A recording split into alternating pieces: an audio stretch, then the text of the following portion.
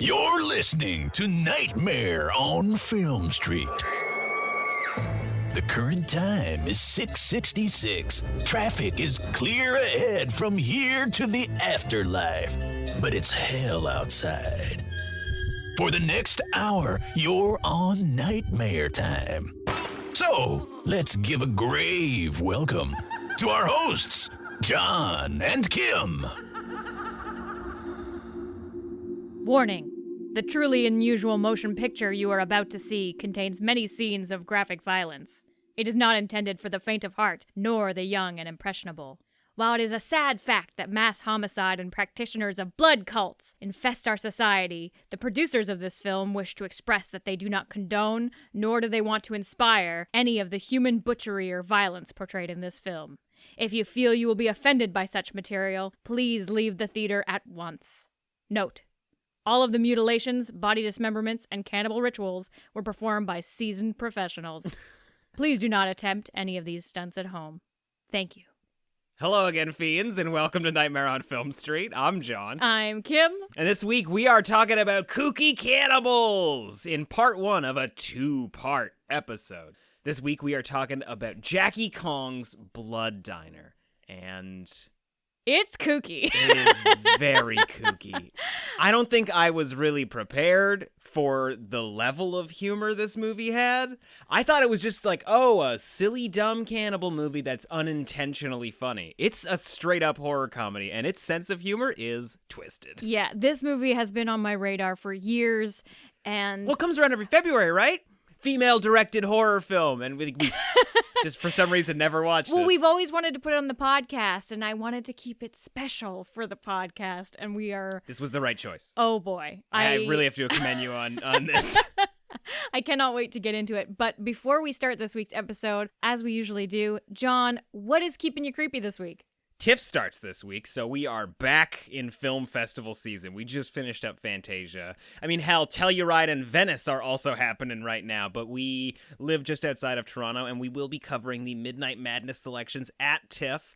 I think there are two movies in particular that we are both very excited to check out. One being Rob Savage, Gemma Hurley, and Jed Shepard's Dash Cam. Woo, I'm so excited. The creators of Host have a new fucking movie. They made it with Blumhouse, and it's premiering at TIFF. And it's like super under wraps. All we have is one... They haven't said anything. Yeah, all we have is one still photo. Like, it's from a dash cam. There's like a figure in the road. Yeah, we don't even know who's in the movie. I am so...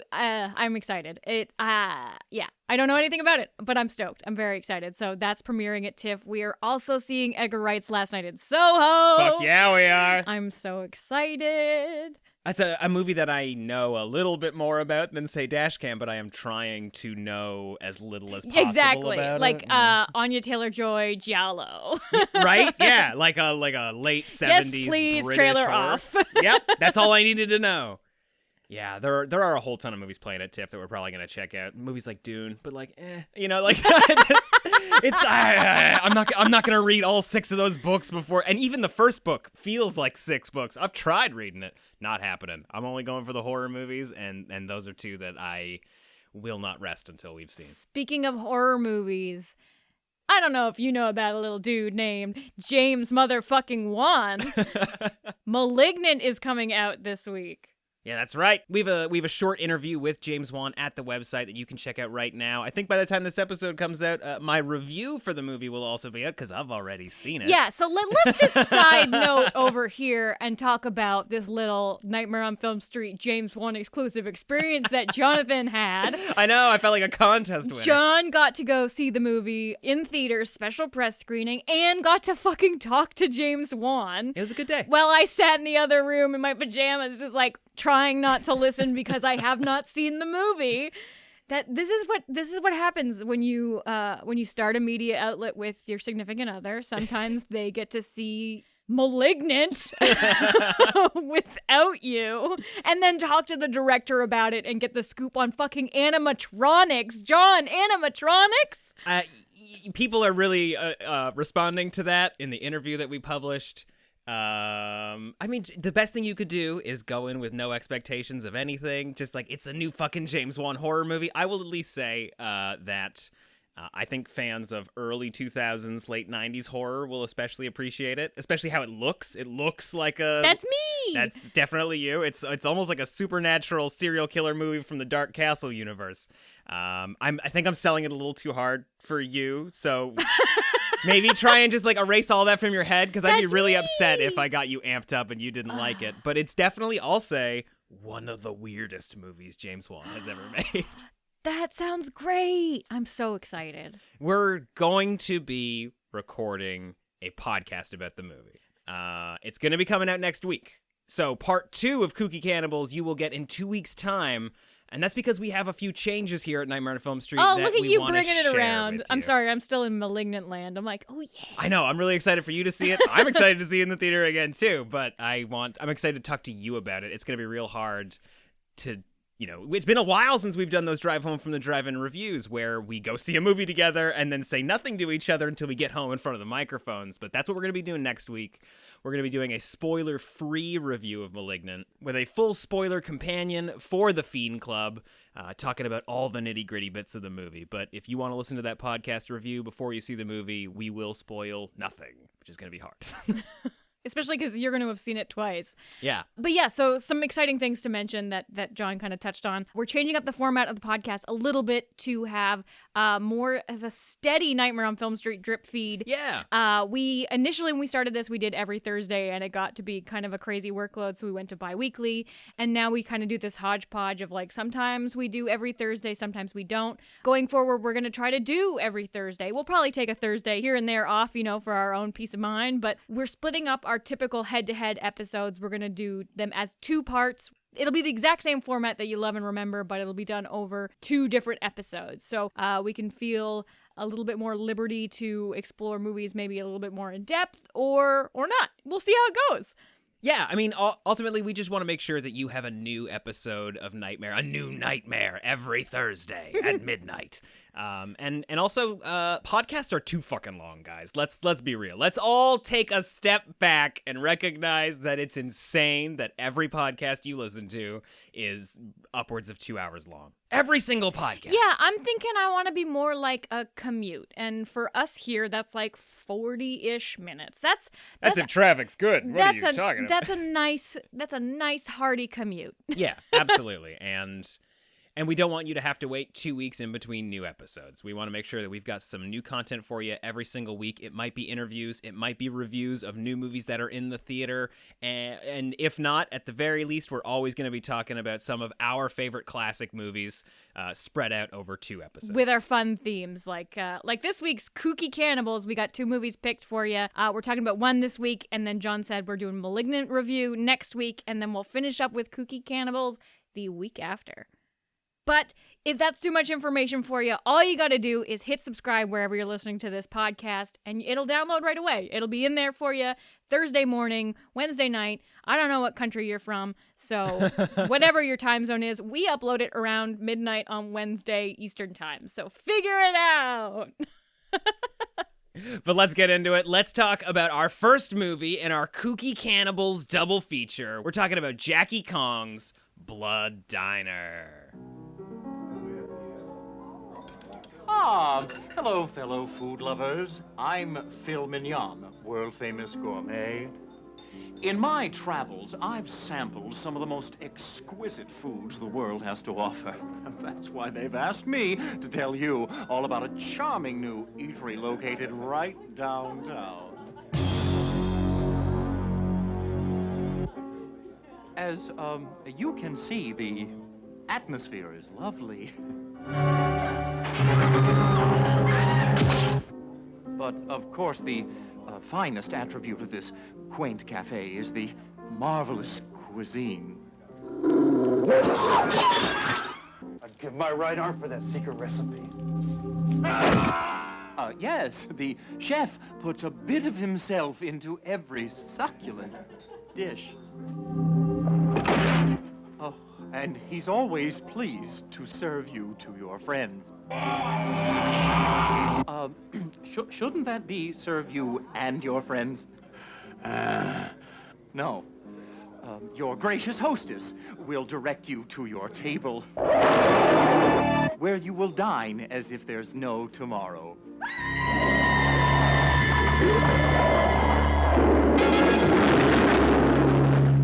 So, breeze on down and don't let anything stand in your way. Oh, this Epicurean haven is called Blood Diner. You got that right. So, this is Phil Mignon. Saying bon appetit. Oh, Mommy. The Blood Diner. First they greet you, then they eat you. No one under 17 admitted.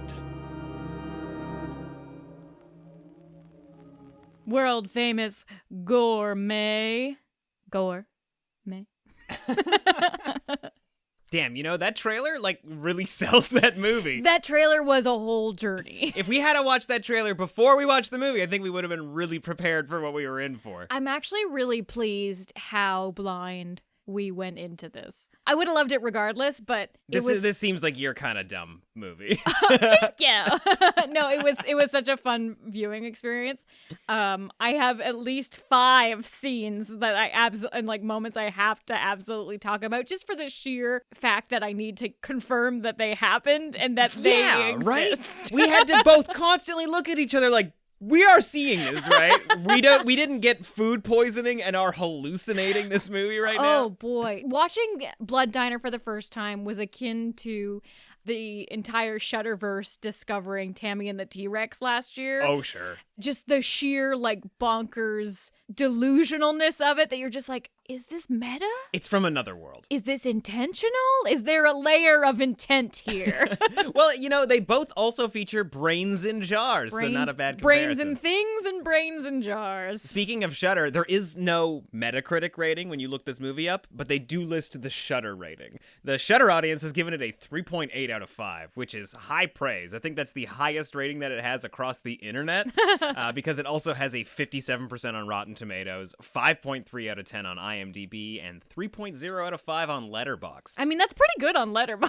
It's not bad. Yeah, you know what's funny is most of the people that I follow have given it 5 stars or 4 stars. It's just yeah. And at this point, it's a cult movie from, I think, 1987. Yeah. So people are seeking it out to see this movie. Every single one of these ratings is retroactive. Yeah, so anybody seeing this in 2021, whatever year it is currently, are giving it 5 stars, I think, because I'm going to rate it 5 stars right now. I completely understand. The funny thing is I could not find any information on box office numbers. Now, I did only look for 45 seconds. There was no office.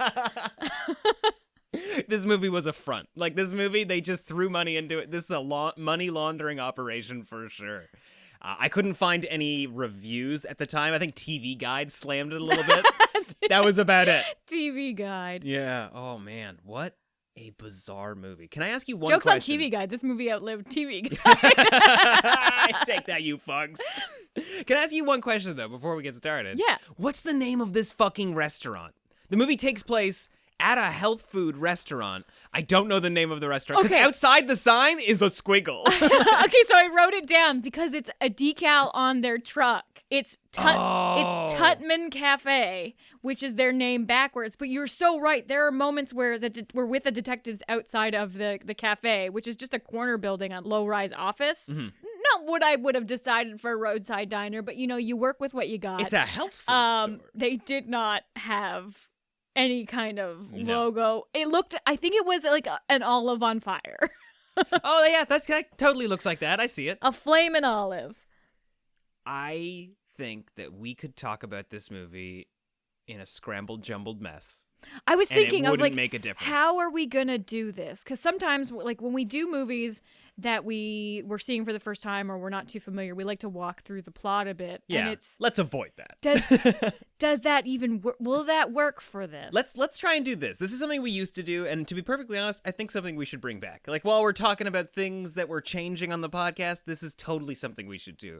Kim, what's the TLDR version of this movie? Give me a 2-sentence logline. What the fuck is this about? Oh, God. Okay, so a couple of nephews yeah, reanimate the corpse of their Or reanimate the brain of their serial murderer uncle. Yes.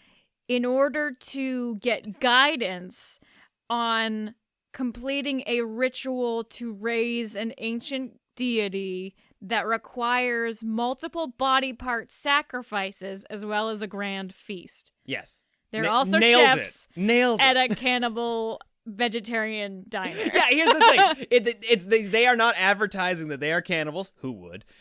They are, in fact, a health food store, specifically a vegetarian restaurant, and they are the talk of the town. And oh my God, people can't get enough of this place because they don't realize they're eating human beings. That's the core of the movie. It ping-pongs around that a lot.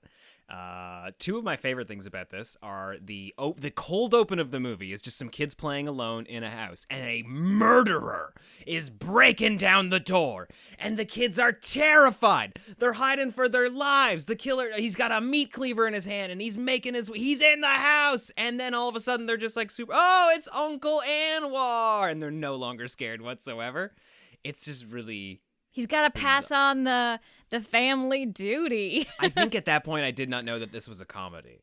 And it just seemed like a weird choice. Now that I'm looking at it, I think it's just a gag. Like, I think it's spoofing on what a cold open for a horror movie should be, Yeah, right? the opening kind of reminded me, none of the rest of the movie, but the opening of the movie, it gave me very, like, Christmas Evil vibes. Like, you realize that these kids are destined to grow up and do something very, very awful. Oh, I see. Okay. Because, yeah, we get the cursed book, they get the amulets, which don't really come into play very much, and there's the hypnotizing the dog I forgot bit. about that. Yeah, where he's just like, hey, Uncle Anwar, I've been practicing my hypnotizing by using one of the cat clocks, right? Yeah, and the family dog. And the family dog, yeah. So Uncle Anwar, it very clearly has just been on a murderous rampage. He's covered in blood. He says that the cops are coming for him and his time is almost gone, and the police kill him on the lawn. And 25 years later, the brothers Michael and George unearth their uncle. And we jump into that like it's the beginning of Friday the 13th Part 6. Yeah,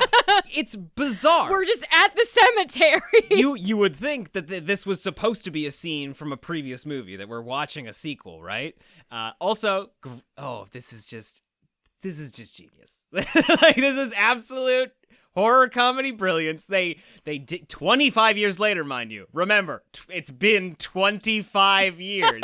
They dig up this corpse. They break open the coffin. They crack open the skull, and the brain just pops out like it's like a geyser. And they catch it in a jar of liquid that they keep it in. And now the brain, totally functional, fully operational, intact, can talk to them both. I think they performed a spell at the cemetery, but it went so quickly that... Did they? Yeah, and it's super fresh, that brain. Yeah. And with the retinas and everything. Like yeah, the eyeballs attached, the spinal cord thing. I think that's the tongue. You think so? You kept saying that, like there was a tongue piled up at the bottom, but I didn't see it moving at all. We're going to have to reinvestigate. Yeah. Man, I love a good brain in a jar with the eyeball still attached. And the bubbly water was a real great effect. Oh, yeah. Like the talking water. Yeah, yes. Yeah, it's like an equalizer on like a Winamp player or something. Man, 3 years before RoboCop 2 this movie came out. Holy shit.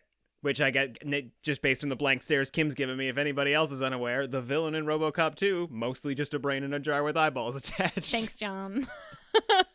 And so, yeah, the rest of the movie is these two kids taking advice from their really shitty uncle about which ladies to kill and take parts from. Yeah, and so we're set up with the instructions on how to reanimate Sheetar. We need to build a body. We need to Frankenstein ourselves the perfect woman. But they get that body pretty quick, too. That's what I was going to say. But it has to be sluts. And yeah, we need arms and limbs from 5 immoral women. And instead of, the movie being this like, oh, we got to kill women. So like they're bringing back dates, which does happen. But the body is already assembled at this point because they go on a fucking mass shooting spree at like a nudie aerobics class. Oh, yeah, that's right. That is a different movie entirely. There are a lot of different movies going on inside this movie, Kim. Holy shit. In a Reagan mask? Bizarre. And then, yeah, I think the rest of it, like, I need the lungs of 2 sluts and, like, all that kind of junk from the uncle. I think that's just for the spell, right? Like, that's just to create the potion? which is like the feast stew, right? It seems like it takes them an eternity to make this fucking stew. The body was the quickest thing that they built. Yeah, they pieced that together, no problem, in like a cut scene. Bam, it was all together. Yeah, they stole like whatever parts they wanted from the dead aerobicizers. And that's what gets the cops involved. The cops in this make no sense whatsoever. I fucking love them though. The- Oh, and I love the level of camp in it. Like every single detective, so overacted. The level of acting from even just the core cast, like the brothers and the animated brain, compared to the detectives, it was like Camera Crew 2 and Camera Crew 1, and they never spoke. There was no correlation between the two movies they're making because the cops, they're going so hard. Like, we gotta figure out this murder. And it's kind of insane because they have a lot of facts that I myself had not picked up on. Yeah. I didn't even know it was a health food diner until the cops told you. At least, like halfway through the movie. I was like, it's health food? Because the one core critic guy who keeps coming back for the Tuesday special is like this really overweight lumberjack who is like their main source of buzz. Damn, is he actually a food critic? He's the one that brought all of the buzz to them. Damn, I did not catch that whatsoever. I was like, wow, this truck driver's a vegetarian in 1987. Good for him. Now I'm even questioning that logic that I have. He does have a lot of insider knowledge. Like, there's and they beat him up so much. Every single time he's at the store, they beat him up, and he keeps coming back. One time they beat him up so much that he barfed all over the restaurant. And then he kept eating. Yeah, his response was like, oh, I gotta start again. Like, he was just upset that he wasn't full anymore. Oh, God. Every joke in this movie is a bad joke. And I laughed at nearly all of them, but they are all in poor taste, you know what I'm saying? Yeah, so they continue to run their diner, and there's some things going on here. The detectives are getting closer and closer. Somehow they figured out that they need to look for health food-related stuff. There was no connective tissue between the murder and that thought. It's just we saw them in the police station like, all right, well, I'm going to go start looking at health food stores. And the question I have is, so they're seeking out healthy sluts, like vegetarian sluts? Because like they go to a weird... There was a mention of that. Yeah, so they go to the aerobics, which, okay, that's healthy, I get it. And then they go to like a new wave club. Where all the healthy people go. For the sluts there. Club Dread, by the way. I loved it. Yeah. I fucking loved it. Big neon sign, Dread. Yes, please. Also, I would go there. The variety of bands that played there was pretty wonderful. Yeah. Like, there was some, like, cool rockabilly that just went on forever. Yeah. Like psycho rockabilly stuff, yep. Side note, with some Hitlers, which is Lots not... of Hitlers. Which is, like, another thread we have to go down regarding wrestling Hitler. Yeah, like, was the goal of this movie to try and just be as offensive as possible? Was that the plan? Kind of a John Waters detour. That's what I'm thinking. I think that, like, to make a midnight movie, it has to be offensive to everyone. If you want to say slut, you have to say homo. If you want to have topless girls, you have to have Nazis. Like, I don't know. And what the choices the were. uncle was pretty vulgar. He was pretty, like, he was the worst of all. Like, yeah, with the derogatory terms. None of these are my words. These are all words that are coming out of actual characters' mouths in the movie. Like, also, he talked about not having a dick anymore a lot, and he sure did. How much trouble his dick got him in. I believe he constantly said schlong. If I had a schlong anymore, you would know. Oh, there was also that moment too. I swear to God, there was the police radio at the beginning of the movie that said, "There's been a man seen in the neighborhood with a meat cleaver in one hand and his genitals in the other." Yeah, and you're like, what? And then you find out that's their uncle who's come barreling into the house. But later on in the movie, he goes, "Oh, if I hadn't have lost my genitals and my life, I would show you what a true man is." You're like, what? Oh. There's a lot of choices in this movie. There is a whole wrestling subplot. That's what I was gonna say. So in between, like, the cannibalizing promiscuous women, they're not even promiscuous. Well, they implied promiscuous women. Yeah, there's a wrestling match with Johnny Hitler. With Johnny Hitler, or is it Jimmy Hitler? Jimmy Hitler. Yeah, all-American Nazi. Like, that's essentially his thing. One of the brothers is obsessed with wrestling, and he can't he can't do any meal prep without tearing the lettuce in half and throwing it at the TV screen and fighting with the customers because of the results of these wrestling competitions. There's a whole wrestling match later on where he fights Jimmy Hitler. I don't know why. I also don't know why. I don't know why any of it's there. It doesn't make any sense. I don't know why the wrestler had to be a Nazi. I don't know why the backing band at Club Dread had to be Nazis. It's just happening. Like full out Hitler mustaches on all of them. And they're still rocking out. And the armbands too, which was a choice. That's something about that where it's just like, you can pretend to be a Nazi and you can call yourself Jimmy Hitler, but something about wearing the armband is like an extra step that you're like, yeah, this went too far. Let's just take a few minutes to like rattle off a few little bits of things that we were like, wow, that's happening right now, that are just like not crucial to the plot. What was some of your favorite junk in this movie? Okay, so my favorite kill. Oh, this is no. I know what it is. It's and if hard. you don't say it, I'm saying it. It's hard. So, well, there's one that's part of a subplot, so I won't talk about that yet. But just the main, like, bringing girls back to kill them. One woman, her head is deep fried. It sure is. Battered and deep fried. Yeah, and he's slathering batter on her like it's the sexiest thing they've ever done, and right? she's so into it. He deep fries her head, and she comes out of the deep fryer looking like a fucking jalapeno popper. Yeah. Like a mushroom-packed deep fried ball. Yeah, perfectly golden fried dough running around the restaurant. Oh, boy. He ends up knocking her head off with a hockey stick or something? Comes clean off, though. Yeah, real good. Fried al dente. Okay, and then, you know what, I would say one of my second favorites is comes immediately after that, where her friend, who's with her, who's not... Oh, that's a good kill. I forgot about that one. Right? She's like, oh, there's something wrong with my friend. I gotta go. And she finds her body. She finds the other brother just pulling her intestines out and throwing them around the diner. There's no blinds on this window. Anybody would see this going on. At one point, the cook comes out just holding intestines while the restaurant is full of people. Like, they have no care for body parts and blood and how people are still thinking this restaurant is even remotely vegetarian. I don't know how they've remained in business this long. It doesn't make any goddamn sense. But so she's about to leave. She has to go back for her purse, I guess. But when she finally gets out and she's headed toward the back door, the other brother appears and fucking meat cleavers her in half? In half. From the head down. She just splits in half.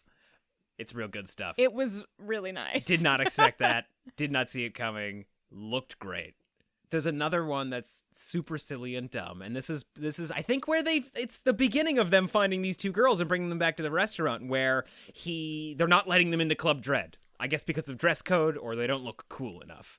And you guys don't look like vegetarians. Yeah, after a bit of a scuffle with the bouncer, he grabs the bouncer by his collars, throws him into the road, and a lowrider car who's just like bouncing around like a mid-90s music video squishes his head, and everybody in line laughs. The laughter was a choice. It was good stuff. Shout out to our friend Will, by the way, who's been trying to find that clip for nearly 20 years. Something he watched in childhood, did not know what it was. And then last week we were hanging out, trying to rack our brains to think about what it was. Lo and behold, 48 hours later, we watched it for the podcast. The funniest thing is that we hung out with him and we were trying to like go through his horror collection to see if he had Blood Diner because we'd been meaning to watch it. And the movie we were looking for was the movie he was looking for, which crazy. is so funny. Simulation's working, guys. This is simulation theory. So there's another really fun, there's a bunch of different stupid kills. Like one completely inconsequential kill is the chef brother driving in a van and keeps running over this hitchhiker. But the truck is bouncing like he's having the best day of his life. Yeah. And he's like walking on sunshine. Yeah, every time he looks up, the guy's getting back up out of the race. Okay, fine. Well, I guess I'll just reverse and hit you again. And it's he does could have like done it for an hour. 10 times. Yeah, he could have done that all night. So there's a rival diner. He's got no customers, and this vegetarian diner is getting all the success. Oh, also, he's got this weird quirk where he's like a ventriloquist. Yeah, like he's always got this one customer sitting at his table that he's bickering with, but it's a dummy that he's talking to. I did not understand what was going on because it isn't until the very end of the whole scene where like the detectives are there and they're are interacting with him and the doll. They're interacting with the chef and the dummy. And then at the very end of the scene, you see the chef doing the mouthing for the dummy. It's bizarre. It is a choice. It was so weird because nobody was reacting to the fact that there was this like inanimate dude sitting at the end of the bar. No. It seemed like it was rehearsal. Like the actor wasn't there yet. So like, we'll just put this dummy here. We can go through our scenes and, you know, like if we keep it out of focus enough, we could actually use some of these reaction shots. No one will know it's a dummy. So he's infiltrating the vegetarian diner. With the dummy. He has to bring the dummy. The Tutman Cafe. He goes and gets a doggy bag because I'm assuming he's going to like Plankton a la SpongeBob, reverse engineer the Krusty Krab or the Krusty Patty. But he comes back when the guys, I think, are at their wrestling match.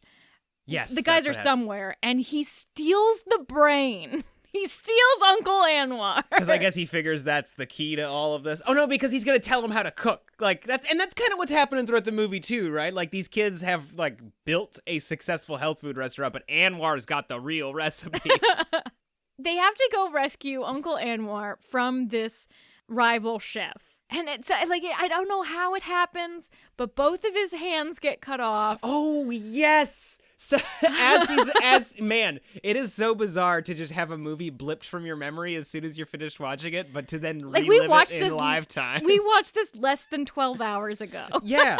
One of the brothers cuts his hand off, and like that's when he's like, wow, I better get out of here. But as he's like going to his car and closing the door, he gets his other hand cut off. And then he's trying to drive away, but the blood from his like wounded wrists is just filling the inside of the windshield. Oh my god. And he can't see. And then he crashes the car because he can't see through his wrist blood. Oh, it's one of the funniest things I've seen all year. Yeah, and it's in one of the dumbest movies I've seen in my entire life. That's maybe my new favorite thing of all time is just that death scene. The unfortunate, like, I'm bleeding too hard to escape. And, like, the futile nature of trying to drive with just forearms and no hands. Oh, boy. What an image. What an image. Oh. And his reaction to it is just like, oh, what a bad day. Like, This he's not is in awful. pain. Yeah. This is a real inconvenience. Oh, just an absolute joy. Just made my year. They had to put Anwar's brain, Uncle Anwar, which I gotta tell you, actual genuinely funny name. I don't know why. They had to put his brain into the Sheetar body. I do not right? understand the magic. So, yeah, at some point in the back of the van, they put Uncle Anwar in Sheetar. Yes. But I they don't know also why. needed... So Uncle Anwar becomes Sheetar? They also needed, like, the soul of a virgin, right? As you do, to As complete you the spell. Because I think Sheetar is supposed to eat the virgin. Oh, that's what it is. Sheetar is supposed to eat the virgin, like a First meal kind of thing. I was gonna say like a Black Widow.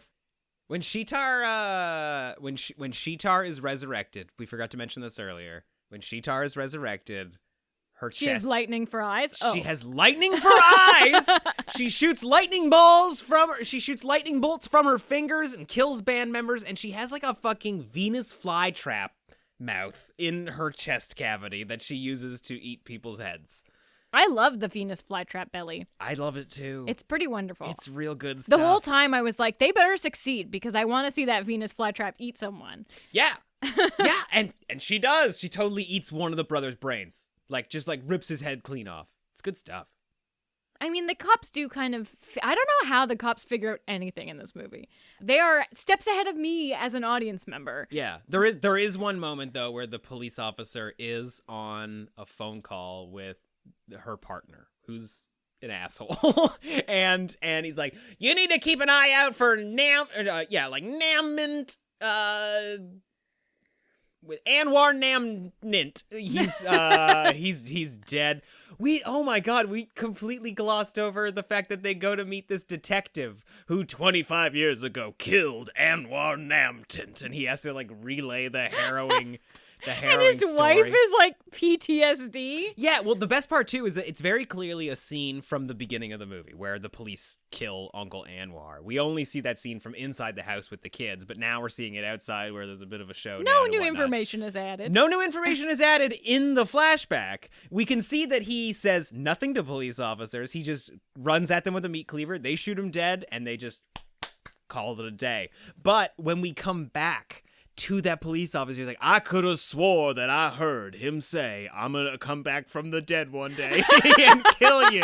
Like, are you trying to retcon something that happened in your movie 30 seconds ago?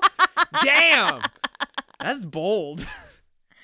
Loved it. But yeah, so they win. They resurrect Sheetar. She has the blood feast of all blood feasts. Yeah, even though she doesn't get her virgin, I guess maybe that's supposed to imply that the brother she ate was a virgin. Maybe that's why she still survives. Oh, maybe. There were a lot of jokes about him being gay, and it's probably just because he likes wrestling.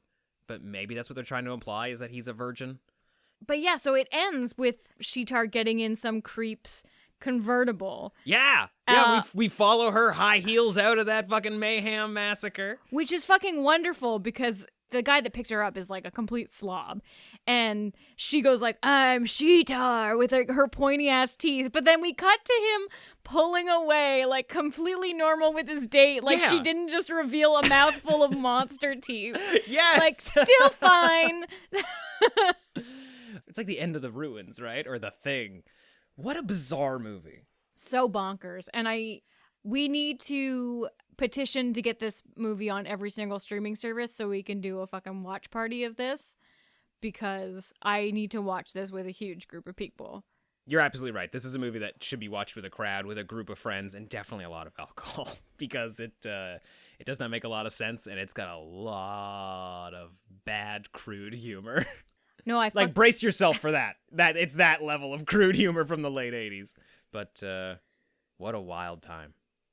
So, Kim, I gotta ask you, what's your rating of Blood Diner? Oh boy, is a 4 out of 4 like ludicrous to say? Okay, look, I will let you give it a 4 out of 4 as long as you fucking explain yourself.